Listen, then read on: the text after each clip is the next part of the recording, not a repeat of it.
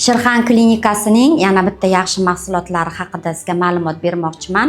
Bu aloe vera soki.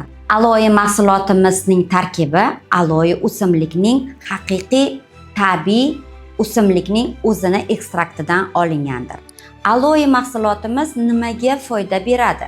Birinchi navbatda zahar chiqaruvchi, antioksidant, yaralarni bitqizuvchi, gastrit, yazva, ichak saratonlari va boshqa saraton kasalliklariga foyda beradi.